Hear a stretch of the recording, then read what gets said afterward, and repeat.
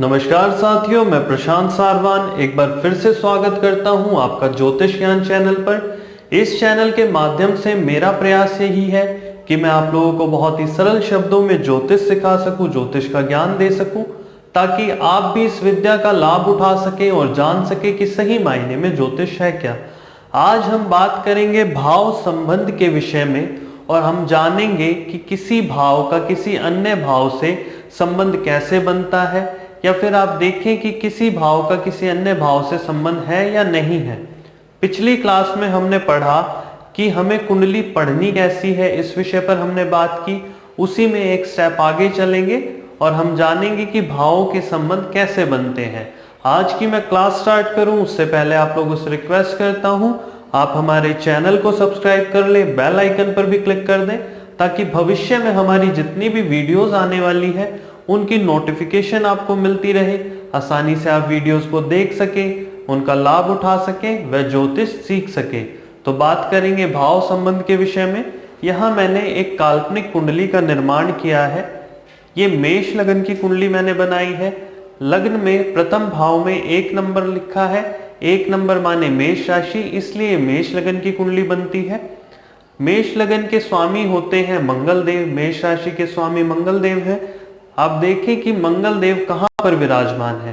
प्रथम भाव के स्वामी इस लगन कुंडली में मंगल देव है और मंगल देव दूसरे भाव में विराजमान है। दूसरे भाव के स्वामी बनते हैं शुक्र देव। दूसरे भाव में 2 नंबर लिखा है। 2 नंबर माने वृषभ राशि। वृषभ राशि के स्वामी है शुक्र देव। तो आप यहां देखेंगे कि प्रथम भाव के स्वामी दूसरे भाव में गए और दूसरे भाव के स्वामी प्रथम भाव में आ गए। तो यहाँ पर राशि परिवर्तन हो गया। इसे राशि परिवर्तन योग भी कहते हैं। तो इसलिए हम कहेंगे कि पहले भाव का दूसरे भाव से संबंध बन गया, या फिर दूसरे भाव का पहले भाव से संबंध बन गया, और ये पक्का संबंध है, ये 100% संबंध है। इसके अलावा हम दृष्टियों को भी देखेंगे, हम युति को भी देखेंगे, और इन्हीं सभी चीजों का प्रयोग कर कर हम जानेंगे कि कैसे भावों में संबंध बनता है। तो फिर से हम पहले भाव की तरफ चलते हैं। पहले भाव में देखेंगे कि बुध ग्रह और शुक्र ग्रह युति बनाकर बैठे हैं। तो शुक्र देव बनते हैं दूसरे व 7वें भाव के स्वामी, और बुध देव बनते हैं तीसरे व 6ठे भाव के स्वामी।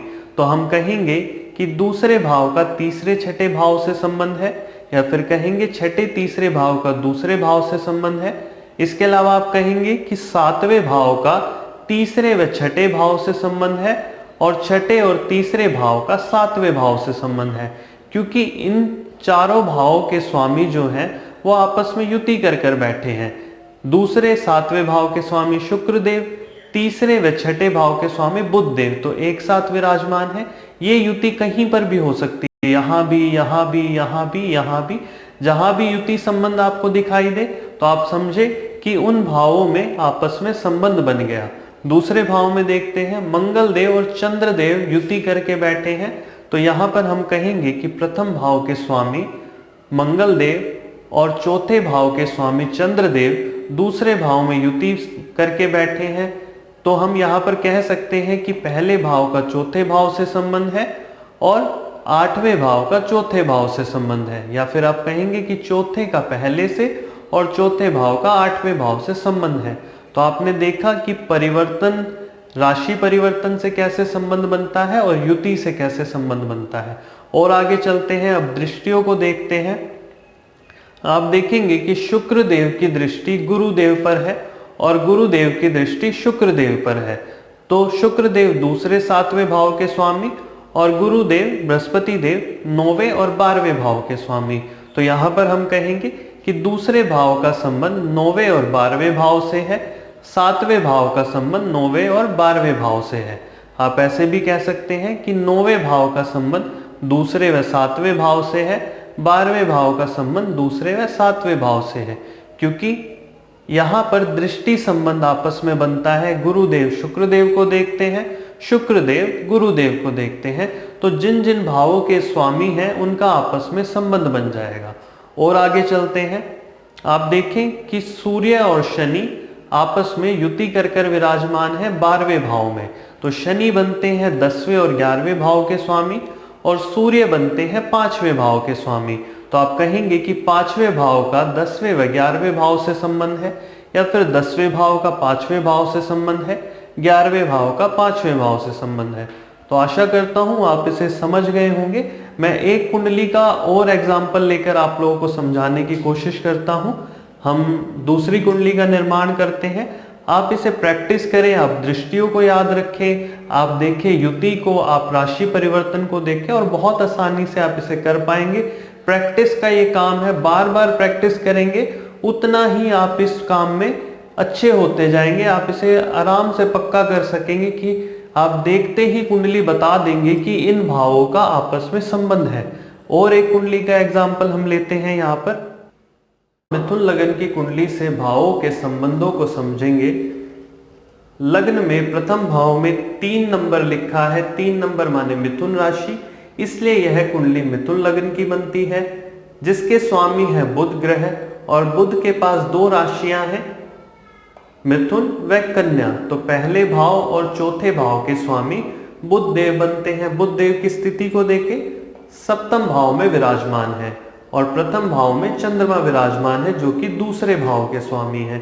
तो चंद्रमा 7वीं दृष्टि से बुध देव को देखते हैं और बुध देव अपनी 7वीं दृष्टि से चंद्र देव को देखते हैं। तो यहाँ आप कहेंगे बहुत ही आसानी से कि पहले और दूसरे भाव का आपस में संबंध है और दूसरे और चौथे भाव का भी आपस में संबंध है। आप ये भी कह सकते हैं कि चौथे और दूसरे भाव का आपस में संबंध है, एक ही बात है। और आगे चलेंगे, पंचम भाव में मंगल देव विराजमान है। मंगल देव के पास 3 दृष्टियां होती है, चौथी, 7वीं व 8वीं। यहां से गिने 1, 2, 3 और 4।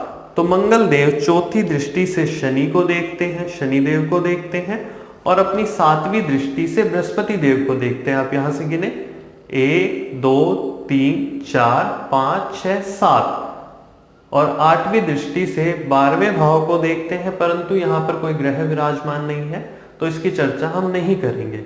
यहां से शनि देव की दृष्टियों को देखते हैं। शनि देव के पास भी 3 दृष्टियां हैं, तीसरी, 7वीं व 10वीं। तो यहां से गिने 1, 2, 3, 4, 5, 6, 7। तो 7वीं दृष्टि से राहु को देखते हैं और तीसरी दृष्टि से 10वें भाव को देखते हैं, परंतु यहां पर कोई ग्रह नहीं है इसलिए हम चर्चा नहीं कर रहे।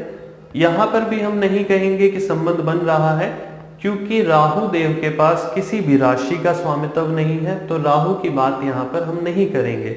आगे चले, 8, 9, 10। तो 10वीं दृष्टि से मंगल को शनि देखते हैं और मंगल शनि को चौथी दृष्टि से देखते हैं, तो यहां पर दृष्टि संबंध बनता है। तो आप कहेंगे कि छठे व 11वें भाव का संबंध 8वें व 9वें भाव से बनता है। अब गुरुदेव को देखें तो गुरुदेव के पास भी 3 दृष्टियां हैं, 5वीं, 7वीं व 9वीं। यहां से गिने 1, 2, 3, 4, 5। आगे चले 6 और 7। तो यहाँ पर बृहस्पति देव मंगल देव को देखते हैं और मंगल देव बृहस्पति देव को देख रहे हैं। तो यहाँ भी हम कहेंगे कि छठे और 11वें भाव का संबंध 7वें व 10वें भाव से बनता है।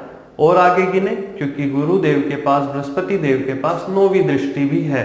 तो यहाँ से गिने 1, 2, 3, 4, 5, 6, 7, 8 और 9। तो बृहस्पति देव बुध देव को अपनी 9वीं दृष्टि से देखते हैं और बुध देव पहले और चौथे भाव के स्वामी हैं और बुध देव 7वें भाव में बृहस्पति देव की धनु राशि में आकर विराजमान है। तो यहां भी हम कहेंगे कि पहले और चौथे भाव का संबंध 7वें व 10वें भाव से बनता है।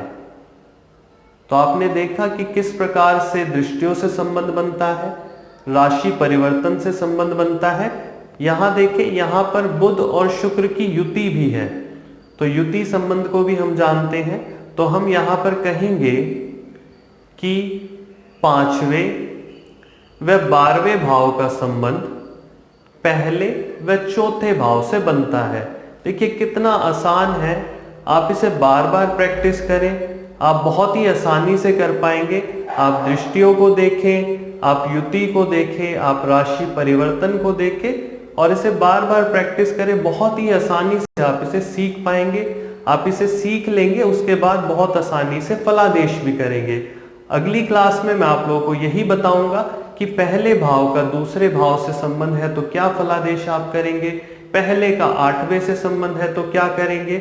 मतलब सभी भावों के विषय में हम बात करेंगे एक एक करके, और बहुत ही सरलता से मैं आप लोगों को बहुत ही सरल भाषा में ज्योतिष सिखाता जाऊंगा और आप आसानी से इसे सीखते जाएंगे।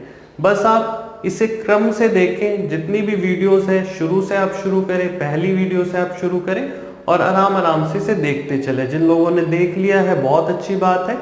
जो व्यक्ति जो आज इस वीडियो को पहली बार देख रहे हैं, मैं उनसे यही रिक्वेस्ट करूंगा आप सभी वीडियोस को देखें, तभी आप आसानी से ज्योतिष को सीख पाएंगे।